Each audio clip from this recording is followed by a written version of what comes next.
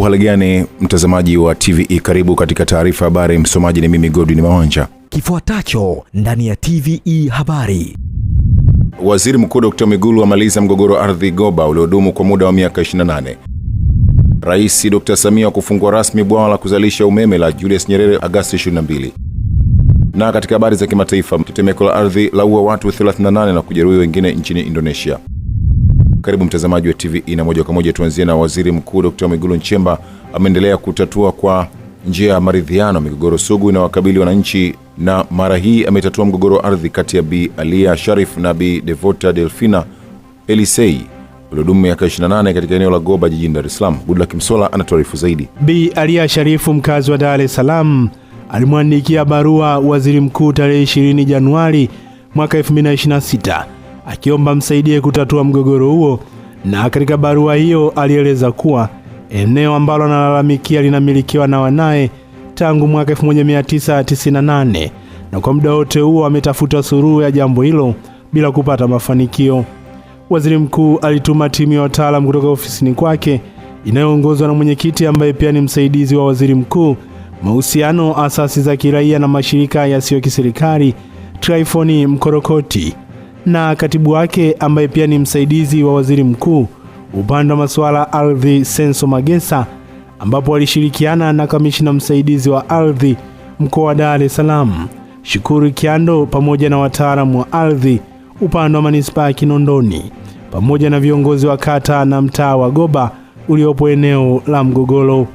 Timu hiyo iliitisha vikao vya usuluhishi na kuweza kutembelea eneo la mgogoro, ambapo walihusisha wataalamu wa masuala ya ardhi mkoa wa Dar es Salaam na wilaya ya Kinondoni, majirani, wazee walioishi miaka mingi katika eneo hilo pamoja na wapima ardhi ambao walihakiki na kubainisha mipaka halali ya viwanja namba 202, 203, 204 na namba 205 vilivyopo Goba jijini Dar es Salaam vilivyokuwa na mgogoro huo.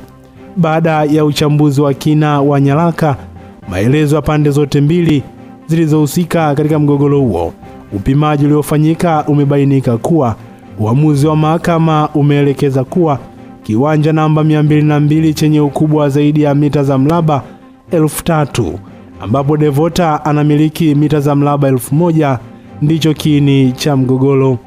Pande zote mbili zimekubaliana kuheshimu hukumu na amri na maamuzi halali ya mahakama pamoja na kufuata taratibu zinazotakiwa na mamlaka za ardhi katika kubainisha na kutekeleza haki za kila upande na kuepuka vitendo vinavyoweza kuibua mgogoro tena. Nayo ofisi ya mkuu wa mkoa wa Dar es Salaam imeelekezwa kusimamia na kuhakikisha ofisi ya ardhi wilaya ya Kinondoni inaweza kukamilisha haraka taratibu za kitaalamu za kugawa kiwanja namba 202 ambacho ni kiini cha mgogoro kwa mujibu wa maamuzi ya mahakama pamoja na makubaliano yaliyofikiwa katika maridhiano hayo. Utiaji saini wa nyaraka za maridhiano hayo umefanyika kwenye eneo lilokuwa na mgogoro Goba jijini Dar es Salaam na kushuhudiwa na kamishna wa ardhi msaidizi mkoa wa Dar es Salaam Shukuru Kiando, wataalamu wa ardhi manispaa ya Kinondoni na mkoa wa Dar es Salaam, wataalamu kutoka ofisi ya Waziri Mkuu, viongozi wa eneo la Goba na wananchi kwa ujumla. Hizi hati haziwezi kubaki hivyo zilivyo, zinatakiwa zirejeshwe. Ndio sisi tutakuwa na uwezo wa kukata robo eka na kubakiza vile viwanja kwa wale watu wengine ambao wanavyo vinne. Lakini kama hizi hati zitaendelea kuexist, huwezi kufanya resurvey mpaka hiyo hati itoke. Waziri Mkuu Dr. Mwigulu Nchemba amedhamiria kwa kina katika kutatua baadhi ya migogoro inayowakabili wananchi kwa maridhiano yanayoendeshwa na timu yake ya wataalamu walioiagiza kuweza kufanya kazi hiyo kwa kuzingatia maamuzi ya vyombo vya sheria, taratibu na kanuni na utu. Asante sana Goodluck Msola kwa taarifa hiyo. Rais wa Jamhuri ya Muungano wa Tanzania Dr. Samia Suluhu Hassan anatarajiwa kufungua rasmi mradi wa uzalishaji umeme kwa njia ya maji wa Julius Nyerere uliopo Rufiji mkoani Pwani baada ya kukamilika na kuifanya Tanzania kwa sasa kuzalisha zaidi ya megawati 4646 za umeme, huku mahitaji yakiwa ni megawati 2110. Kwa taarifa hii, huyu hapa Goodluck Msola. Akizungumza na waandishi wa habari, Waziri wa Nishati Deogratias Ndejembi amesema Rais Dr. Samia ataungana na wadau wengine wa maendeleo pamoja na viongozi kutoka ndani na nje ya bara la Afrika kufungua rasmi mradi wa GNIPP Agosti 22, ambapo kukamilika kwa mradi huo kumeifanya Tanzania kuwa na uwezo wa kuzalisha megawati 4646 za nishati ya umeme, huku kati ya hizo mradi wa GNIPP ukichangia asilimia 44 ya umeme wote nchini, ambao ni sawa na megawati 2115. Uzinduzi wa mradi wa kuzalisha umeme wa bwawa la Mwalimu Nyerere ni tukio la kihistoria na hatua muhimu katika safari ya Tanzania kujenga mfumo wa nishati ya uhakika nchini, sambamba na kuchochea shughuli za uzalishaji, uwekezaji na ukuaji wa uchumi. Mradi wa kuzalisha umeme wa Julius Nyerere ni mradi mkubwa zaidi wa kuzalisha umeme kuwahi kutokea katika nchi yetu ya Tanzania, lakini vile vile ndio mradi mkubwa ambao umejengwa kwa fedha za serikali ya Jamhuri ya Muungano wa Tanzania, ukiwa na uwekezaji wa takriban shilingi trilioni 7.452. Njembe amesema mradi wa GNIPP ambao umegharimu zaidi ya shilingi trilioni 7 unakuwa miongoni mwa vituo vinne vinavyoongoza kwa bara la Afrika kwa kuwa na uzalishaji mkubwa wa umeme, huku akisema mradi huo unategemewa kuisaidia nchi ya Tanzania katika kukuza uchumi kutokana na uwezo wa kuzalisha umeme pamoja na matumizi mengine ya maji yaliyopo katika bwawa la kuzalisha umeme ambalo linakuwa miongoni mwa maziwa manne makubwa ya nchi ya Tanzania kutokana na kuwa na ujazo wa maji wa zaidi ya lita bilioni 33. Bwawa hili ni ziwa la kujenga na linashika nafasi ya 4 kwa ukubwa katika maziwa yaliyoko nchini baada ya ziwa Victoria, ziwa Tanganyika na ziwa Nyasa. Kituo cha kuzalisha umeme cha Julius Nyerere Hydropower Plant kinashika nafasi ya 4 kwa ukubwa katika bara la Afrika. Pamoja na mradi huu kukusudiwa kuzalisha umeme, utasaidia pia kwenye kilimo cha umwagiliaji, utalii na matumizi ya binadamu. Aidha, Waziri Ndejembe amesema kwa sasa serikali imejikita katika kuimarisha njia za usafirishaji wa umeme, ambapo amesema serikali imewekeza zaidi ya shilingi bilioni 500 kwa ajili ya kujenga na kuimarisha miundombinu ya kusafirisha umeme ya gridi ya taifa, ikiwemo njia ya kusafirisha umeme ya Chalinze Dodoma yenye kubeba uwezo wa kilovoti 400 pamoja na njia nyingine zitakazowezesha kusambaza umeme kwa nchi ya Tanzania na mataifa jirani ya Tanzania. Asante sana Goodluck Msolla kwa taarifa hiyo. Kamati ya kudumu ya Bunge ya Ustawi wa Maendeleo ya Jamii imeshauri serikali kuongezea wataalamu wakala wa usalama na afya mahali pa kazi OSHA ili taasisi hiyo iweze kuimarisha zaidi afya, usalama na ustawi wa wafanyakazi nchini. Kwa taarifa zaidi na Rachel Chacha. Ushauri huo umetolewa na mwenyekiti wa kamati hiyo Hawa Chakoma bungeni jijini Dodoma alipokuwa akifungua kikao cha kamati kilicholenga kupitia taarifa ya utekelezaji wa sheria ya usalama na afya mahala pa kazi sura namba 297 toleo la 2023. Kikao hicho pia kilijadili mwenendo wa usajili wa maeneo ya kazi pamoja na utoaji wa elimu ya usalama na afya mahala pa kazi kwa umma kwa mwaka wa fedha 2025-2026. Utoaji wa elimu kwa wadau katika maana waajiri pamoja na wafanyakazi kwenu ikawe ajenda ya kudumu, kwa sababu masuala ya OSHA ya kutu technique. Kwa hiyo kila siku watu wanahitaji kujengewa uelewa na kupatiwa elimu. Kwa hiyo jambo hilo likawe jambo la kudumu. Kwa upande wake, waziri wa nchi ofisi ya waziri mkuu kazi, ajira na mahusiano Deus Sangu amesema serikali imejipanga kuendelea kuhamasisha uzingatiaji wa taratibu zote muhimu za usalama na afya mahala pa kazi kwa waajiri na wafanyakazi katika sekta ya umma na binafsi. Kwenye ukaguzi wa usalama na afya mahala pa kazi, hapana upendeleo kwamba ni taasisi ya serikali, kwa sababu usalama haumhusu tu mtu aliyepo kwenye sekta binafsi, hata aliyepo kwenye sekta ya umma. Kwa hiyo sisi hatuna ukaguzi. Wengi tunaofanyika kwenye private sector na kwenye public sector tunafanya ukaguzi kwa kuzingatia sheria, kanuni na taratibu zilizopo. Kwa hiyo haiwezi kusema hapa ni ofisi ya umma basi tulegeze masharti. Hapana, tumeendelea kuweka weight sawa kwa sababu tunataka kulinda kazi nguvu. Akitoa ufafanuzi kuhusu baadhi ya hoja za wajumbe wa kamati, mtendaji mkuu wa OSHA Hadija Mwenda amesema maeneo ya kazi yaliyosajiliwa na OSHA yanapaswa kukidhi vigezo vilivyowekwa, ikiwemo uwepo wa pande mbili zinazotegemeana ambazo ni mwajiri na mwajiriwa. Kuna sifa ya eneo kuwa eneo la kazi, lazima kuwe na uhusiano wa mwajiri na mwajiriwa. Sasa yale yanaingia sasa katika kundi la informal economy au informal sector, ndio tunayafikia. Kwa hiyo bado tuna shirikiana na wenzetu kuhakikisha kwamba si tu kama OSHA lakini kama nchi tunakuwa na mfumo mmoja wenye maeneo ya kazi ambayo yaliyo rasmi.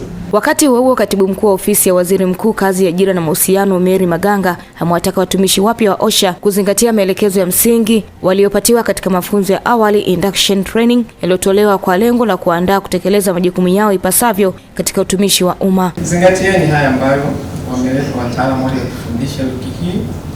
Mengine huwa hayaandikwi, tumia akili zako jifunze. Msio wajuaji. Ujuaji kufikisha. Naongea kama wanangu, si ndio? Ujuaji ya kufikisha mbali sana, kwa sababu na sisi hatupendi ujuaji. Tunataka yule ambaye anakuja anasema hebu tunashauri hiki, wastana, tutakusikiliza, yale ambayo tunaweza kuchukua tutabadilisha. Kamati ya Bunge ya Ustawi na Maendeleo ya Jamii imekuwa ikishauri serikali kufanya maboresho mbalimbali katika taasisi ya OSHA, likiwemo suala la kuongeza idadi ya watumishi. Ajira mpya zilizofanyika ni sehemu ya utekelezaji wa maagizo ya kamati hiyo, ambapo zaidi ya watumishi 116 wameajiriwa ndani ya kipindi cha miaka miwili, huku mchakato wa kuajiri watumishi zaidi ukiendelea. Asante sana Rachel Chacha kwa taarifa hiyo. Tamasha la Kizimkazi lilofanyika katika mkoa wa Kusini Unguja, Zanzibar, limeendelea kuwa miongoni mwa matukio muhimu katika kutangaza na kutambulisha vivutio vya utalii vya Zanzibar, huku kiunganisha utalii, utamaduni na mila na desturi za jamii na kuvutia Watanzania pamoja na wageni kutoka sehemu mbalimbali duniani. Rachel Chacha ameenda taarifa zaidi. Kupitia tamasha hilo, Zanzibar inaendelea kuonesha utajiri wake wa asili, historia na utamaduni, huku likiwa kichocheo cha shughuli mbalimbali za kiuchumi zinazotokana na utalii. Akizungumza kuhusu umuhimu wa tamasha hilo, afisa utalii kutoka Kamisheni ya Utalii Zanzibar, Mohamed Fikirini, amesema tamasha hilo ni fursa muhimu ya kuendeleza na kutangaza utalii wa ndani pamoja na kuimarisha utalii wa kimataifa. Ameeleza kuwa tamasha hilo pia linatoa nafasi kwa wananchi na wageni kujifunza, kushiriki na kuthamini mila, desturi na utamaduni wa Zanzibar, na kueleza kwamba miongoni mwa vivutio vinavyotangazwa kupitia tamasha hilo ni utalii wa Pomboo, ambao ni moja ya vivutio vya kipekee vinavyopatikana katika eneo la Kizimkazi. Aidha, amebainisha kuwa tamasha limekuwa jukwaa la kuibua na kutangaza utamaduni wa Zanzibar kupitia vyakula vya asili, sanaa, burudani na shughuli mbalimbali zinazoakisi maisha na historia ya wananchi wa eneo hilo. Jengine kubwa zaidi ambalo hili unaweza ukenda mataifa mengine yote usiweze kuyaona, ambayo swala zima la utamaduni wa Zanzibari, utamaduni wa Kizimkazi, utamaduni wa watu wa kusini uko tofauti kabisa na kulinganisha na utamaduni wa sehemu nyingine yote iliyokuwepo katika ulimwengu huu. Kwa mfano, unaweza ukaja huku katika mkoa wa Kusini ukaona Mwakakogwa, watu wa Makunduchi wana mila zao na desturi zao, wanafanya kila mwaka kuweza kukutana, kuweza kufanya jando zao, kuweza kufanya matambiko yao, wanakutana na kuweza kuvutia wageni wengine ambao waliokuwepo nje ya kisiwa cha Zanzibar. Kwa ujumla, tamasha la Kizimkazi ambalo maonesho yake yamemalizika leo limekuwa sehemu muhimu ya juhudi za kuhamasisha utalii wa ndani, kulinda na kuendeleza mila na desturi pamoja na kutangaza vivutio vya Zanzibar ndani na nje ya nchi. Asante sana Rachel Chacha kwa taarifa hiyo. Kundi la vijana balehe nchini wenye umri wa miaka 10 hadi 19 wanakabiliwa na changamoto ya ukosefu wa elimu ya lishe licha ya umuhimu wa lishe katika ukuaji, hatua ambayo imepelekea 49% ya kundi hilo ambao ni wanawake kukabiliwa na upungufu wa damu, kwa 3% wakisumbuliwa na shinikizo la juu la damu, yani pressure, kutokana na kuwa na uzito ambao umepitiliza. Taarifa zaidi na Goodluck Msola. Akizungumza na waandishi wa habari pamoja na waandaa maudhui mtandaoni kuelekea bonanza la vijana Jiongeze 360 itakalofanyika katika mikoa ya Ruvuma na Mwanza, afisa lishe mkuu kutoka Wizara ya Afya Fatuma Mwasura amesema changamoto hizo zinatokana na upotoshaji mtandaoni unaokutana nao vijana hao juu ya masuala ya lishe na kujikuta wengi wao wakiishi katika kula vyakula ambavyo haviupi mwili faida, pamoja na kuishia katika kupata magonjwa yasiyo ya kuambukiza. Bado tuna kazi ambayo ya kufanya, kwa sababu inaonekana kwamba hawa vijana pamoja na kwamba wanakuwa kwenye mabadiliko ya kimwili, lakini pia wanakuwa pia ni kwenye uhitaji wa mahitaji makubwa ya ukuaji kutokana na ile mabadiliko ya mwili, lakini pamoja na changamoto nyingi wanazozipitia katika makundirika na kuwepo na hii mitandao ya kijamii, ambapo kwamba wanapitia wakati mgumu sana. Unakuta wengi, unakuta maadili yamepungua, lakini pia unakuta kuna vile ushawishi ule wa kutumia vitu kama bangi, pombe kali, wanatumia shisha. Kwa hiyo kunakuwa na ule kudanganyana. Kwa hiyo mihemko imekuwa ni mengi sana. Kwa hiyo sisi kama wataalam tuna kazi ya ziada ambayo tukishirikiana na nyewe waandishi wa habari ya kuweza kutoa elimu na kufikisha message kwenye jamii, angalau kuweza hawa watu kuwaelimisha waweze kujua kwamba wanapaswa kufuata maadili, lakini pia kufuata taratibu. Bi Fatma amesema kwa sasa jamii kubwa, hasa vijana wanawake, wanakabiliwa na ongezeko kubwa la tatizo la ukondefu pamoja na viriba tumbo kutokana na mtindo wa kujibana katika kula ili kuweza kupunguza miili yao ama kufanya diet, licha ya kuwa vyakula ambavyo wamekuwa kila havina sifa na kuishia kuharibu afya na ukuaji wa kundi hilo ambalo ni sehemu kubwa ya jamii ya Watanzania. Tukija kwenye mambo ya lifestyle, kwa kweli ukija ukiangalia kwenye muongozo wetu wa lishe ambao ulitoka sio muda mrefu 2023, unajaribu kusisitiza kwamba tuepuke matumizi ya sukari. Sasa hivi tumekuwa na matatizo makubwa ya lishe nchini, ambayo moja ni la uzito pungufu, lakini tatizo la pili ni upungufu wa vitamini na madini, lakini la tatu ambalo ni kubwa zaidi ambalo linaonekana kama ni changamoto ni swala la uzito uliozidi au viriba tumbo.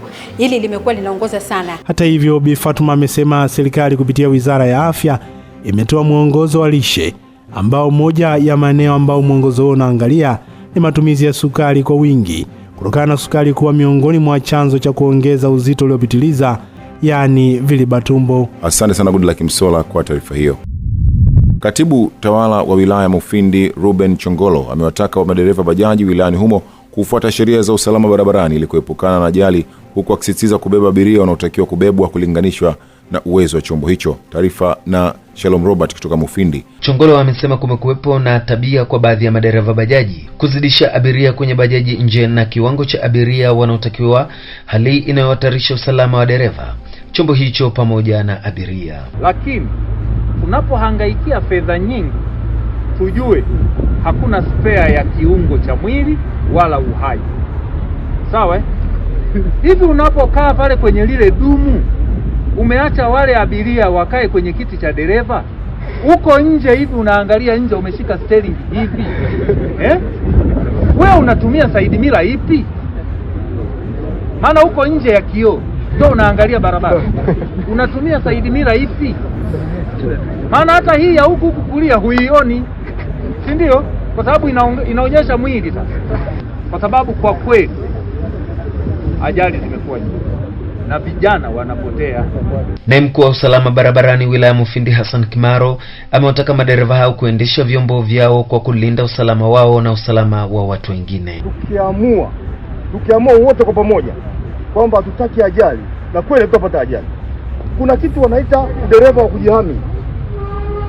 Udereva wa kujihami ni udereva ule ambao wewe una uwezo wa kusahihisha makosa yaliyofanywa na dereva mwenzio. Ule uwezo wa wewe dereva kuweza kusahihisha makosa yamefanywa na mtu anayevuka barabara ng'ambo ya pili, amekosea kuvuka, ukasahihisha, ukamponyesha yeye na ajali na wewe ukapona, ndio tunasema ni udereva wa kujihami. Tunaelewa jamani? Kwa hiyo kila mmoja wetu hakikisha kwamba anatanguliza udereva wa kujihami mbele ili tuendelee kuwa salama. Tuwe salama, vyombo vyetu viwe salama, na watumiaji wengine wa barabara wawe salama, na wale tuliowabeba pia wawe salama. Kwa upande wake, afisa kutoka mamlaka mapato Tanzania TRA wilaya Mufindi akatoa elimu ya umiliki wa vyombo sanjari na kuwakumbusha umuhimu wa kulipa kodi. Kama nataka kukuuzia chombo, kudhibitisha zaidi, sio lazima ufike TRA useme naomba niangalie chombo cha nani. Huyo anataka kukuuzia, mwambie nimeomba niingie kwenye mfumo wako, lango la mlipa kodi, nijue chombo ni chako, sawa? Na la mwisho ninakuelekeza namna ya kuingia kwenye lango la mlipa kodi, sawa? Kila mtu mwenye chini ana uwezo wa kuingia kwenye hilo lango, na kama itakuwa inashindikana, aidha chini yako ni ya zamani na haina NIDA. Kama changamoto hiyo, utakuja tunakuafikia NIDA, unakuwa una uwezo wa kuingia kwenye mfumo wako. Sawa? Utaingia namna gani? Utaingia Google, utaandika taxpayer portal. Ndio? Kuna sehemu ni username na password nataka uweke. Hata najua wengi hapa mjui password zenu. Pale kwenye username na password utaenda, kuna sehemu kama umeforgot password, umesahau. Kwa hiyo utakaposema umesahau password, nataka uandike chini yako ambayo ndio username na namba yako ya simu. Then password yako itarudi kwenye simu yako. Katika hatua nyingine, Kimaro amekipongeza chuo cha mafunzo ya ufundi NESA VTC kwa kuendelea kutoa elimu kwa madereva katika wilaya hiyo na kuongeza kuwa ni wajibu kwa kila dereva kuwa na leseni. Nikiripotia Runinga TV kutoka wilayani Mufindi, mimi ni Shalom Robert. Asante sana Shalom Robert kwa taarifa hiyo. Zaidi ya wananchi 3,000 wamepatiwa matibabu ya magonjwa mbalimbali ikiwemo upasuaji wa macho kwa wananchi 90 ambao wamefanyiwa upasuaji wa mtoto wa jicho, yani eye cataract, kwenye kambi ya bure ya afya na macho na kambi ya mafunzo ya siku 3 ya Imam Hussein inaendelea katika viwanja vya Mnazi Mmoja jijini Dar es Salaam. Mwandishi wetu Goodluck Msola anataarifu zaidi. Akizungumza jijini Dar es Salaam katika kambi ya matibabu inayoendelea katika viwanja vya Mnazi Mmoja, mwenyekiti wa kambi hiyo Mohamed Raza Deuji amesema kuwa wagonjwa wamefanyiwa upasuaji katika hospitali zilizo chini ya Jumuiya ya Koja Shia Ithna Sheria mkoa wa Dar es Salaam na Medwell ya Kibaha, ikiwa ni kumbukizi ya kifo cha mjukuu wa Mtume Muhammad Imam Hussein kilichotokea huko Karbala nchini Iraq miaka 1400 iliyopita. Lengo la kambi hii hasa ni kuhudumia watu wa hali ya chini, watu wanyonge. Haya yote sisi tumefundishwa na mafunzo ya Imam Hussein. Imam Hussein ni mjukuu wa Mtume, aliwawa kule Karbala kikatili wakati alikuwa anagombea haki ya wanyonge.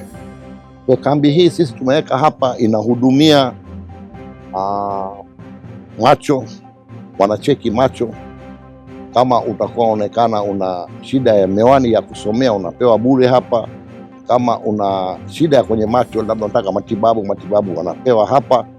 Na kama unatakiwa ufanyiwe operation ya mtoto wa jicho, basi tunakutuma kwenye hospitali zetu za Temeke Eye Center iko chini ya Koja Shia Ishnashi Jamaat, au tunakutuma Kibaha kwenye hospitali ya kwetu nyingine inaitwa Medwell, na pale unafanyiwa upasuaji bure. Kwa upande wake, mmoja wa madaktari katika kambi ya matibabu amesema kuwa pamoja na kuwatibu wagonjwa wa macho, pia kambi hiyo imewasaidia wananchi kuweza kupata matibabu ya magonjwa mengine kama vile saratani, ambapo pia wamekuwa wakipatiwa miwani kwenye matatizo ya macho bila malipo katika kambi hiyo ambayo mpaka sasa wananchi zaidi ya 3,000 wamekwisha itembelea kwa siku 2. Matatizo ya macho huwa yanasababishwa na sababu nyingi. Huenda watu kigenetic zaidi wao ni rahisi kupata shida ya macho, lakini pia shida kubwa ambayo imekuwa kero sana kwa Watanzania ni shida ya sukari na pressure, ambapo ni rai yetu kempu kama hizi kuweza raise awareness, elimu kuhusu shida za pressure na sukari. Mara nyingi Watanzania tunapofeli ni katika elimu ya pressure na sukari. Mtu anaweza akaanzishwa dawa afu baada ya wiki moja akasema pressure imepona. Hapana, hiyo ni kitu ambayo inatuangusha sana wagonjwa na pia madaktari katika kutoa huduma kwa watu. Akiwapokea wagonjwa 45 waliotoka Kibaha pamoja na wengine 50 waliokuwa wakielekea katika hospitali ya Medwell kwa upasuaji, msimamizi wa kambi hiyo kutoka Koja Shia Ithna Sheria mkoa wa Dar es Salaam, Jamar Kasam, amewataka wagonjwa hao kuamini kuwa watapona na kurejea katika maisha yao kama kawaida. Natanguliza shukrani zangu, nilitokea jana hapa na sisi tumetoa huduma. Kwa hiyo asante mama, kwa niaba ya taasisi yetu ya Koja Shia Isnashri, hospitali, madaktari na wahudumu wote hapa, na watanguliza kila laheri na maisha yenu, na nyie mzidi kutuombea ili na sisi tupate nguvu ya kuendelea na huduma kama hiyo. Na baadhi ya wakazi wa Dar es Salaam ambao wamenufaika na kambi ya matibabu, licha ya kuweza kushukuru kutokana na matibabu waliyopata, wameomba kambi hiyo kuendelea kufanyika mara kwa mara. Mimi naambia Watanzania waje hapa kwa ajili ya kupima afya ya macho ili kama kuna tatizo waweze kupatiwa dawa au miwani. Zoezi hili halichagui dini wala kabila wala halichagui ni mtu wa aina gani. Huduma zinazopatikana hapa kwa siku ya leo ni huduma za bure kwa kila aliyeshiriki zoezi hili, na zoezi hili ni kwa niaba ya kujitolea kwa kila ambaye ameshiriki hapa, na wamejitolea kwa niaba ya huduma kwa jamii. Jamii hii ambayo itashiriki hapa itashiriki kwa kila kitakachopatikana, ni huduma ni bure. Asante sana Goodluck Msola kwa taarifa hiyo. Wanafunzi wa zamani wa shule ya sekondari Tosamaganga iliyopo mkoani Iringa, Tosamaganga Alumni Organization TAO, wamezindua kampeni ya kuchangisha fedha kiasi cha shilingi milioni 250 kwa ajili ya ununuzi wa basi jipya la shule hiyo, ikiwa ni sehemu ya maadhimisho ya miaka 100 tangu kuanzishwa kwa shule hiyo inayomilikiwa na serikali. Taarifa zaidi na Rachel Chacha. Akizungumza jijini Dar es Salaam Agosti 15, mwenyekiti wa kamati ndogo ya ununuzi wa basi la shule ya Tosamaganga, Idi Seti Mwerangi, amesema ununuzi wa basi ni miongoni mwa miradi minne iliyobainishwa na kamati ya shule mingine ikiwa ni ununuzi wa viti na meza kwa ajili ya bwalo la chakula, ukarabati wa miundombinu pamoja na ukarabati mkubwa wa bweni. Mwerangi ameeleza kuwa nguvu ya pamoja ya TAO inaweza kuwezesha kufikiwa kwa lengo hilo, huku akizitaka kampuni na mashirika kutumia fursa ya uwajibikaji kwa jamii CSR kuunga mkono kampeni hiyo, akisema ni namna ya kurejesha kwa jamii sehemu ya mchango wa taasisi iliyowalea na kuwapa elimu. Sisi kwa nini tumechagua basi? Basi ni jambo ambalo sisi tunaweza kusimamia ubora. Kama hivi unavyoona hapa, amesema certification zipo na sisi tumeshakaa tumejadili, yani sio tumeandika barua, wametujibu, tumejadili, tumefanya communication na watu ambao wanamiliki mabasi, na hata hapa nilivyosema kwamba tutawachukua wenzetu wa halmashauri, tutakwenda nao. Kwa hiyo maana tutakubaliana ubora wa basi, tutaliona pale, na fedha zikipatikana sisi tutalipa, wao tunawakabidhi basi. Kwa hiyo naona ule mradi utakuwa fanya nini? Umekwisha. Kwa hiyo tuliamua kujipa jukumu ambalo tuna uhakika tunaweza kushiriki kwa muda mchache na tukalikabidhi likaonekana likawa limekamilika. Kwa upande wake Grayson Nyamoga ambaye ni katibu wa kamati ya TAO amebainisha kuwa kamati imeweka msisitizo katika uwazi na usalama wa fedha zitakazochangishwa, ambapo michango itapitia akaunti rasmi ya taasisi inayowakilisha wanafunzi wa zamani wa Tosamaganga. Hili tunaliweza na tunalimudu. Tatizo lililopo ni kwamba watu wengi, hiki kitu kinahusu fedha. Sasa wanatakiwa wajue hizi fedha ni nani wanaozisimamia. Kwa lengo letu kubwa pia hapa ni kutaja hawa viongozi ili wale wanaoona hii account number na jina la TAO waitambue kwamba ni taasisi ambayo inatambulika na imesajiliwa na viongozi wake ni watu wanaofahamika. Sisi pale tulikuwa na roli, tulikuwa tunaliita homeboy. Ilikuwa ndio inatuchukua kutupeleka Iringa Girls, kutupeleka siyo wapi huko kucheza muziki.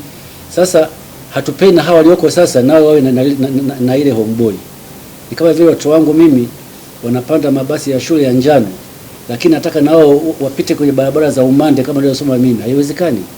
Lazima maisha yanabadilika. Hawa lazima waishi vizuri tofauti na tulivyoishi sisi. Aidha, wanafunzi wa zamani wa shule ya sekondari Tosamaganga wamehimizwa kuunganisha nguvu ili kuhakikisha shule hiyo inaendelea kuwa na hadhi na mazingira bora ya kujifunzia katika karne yake ya pili, huku basi jipya likitarajiwa kuwa moja alama za kudumu za jubilii ya miaka 100 ya shule hiyo. Mtazamaji, hii ni taarifa ya habari. Mimi ni Godwin Mawanja. Tupate mapumziko mafupi na kisha tutaendelea na taarifa ya habari kifuatacho ndani ya TVE habari. Na katika habari za kimataifa, tetemeko la ardhi laua watu 38 na kujeruhi wengine nchini Indonesia.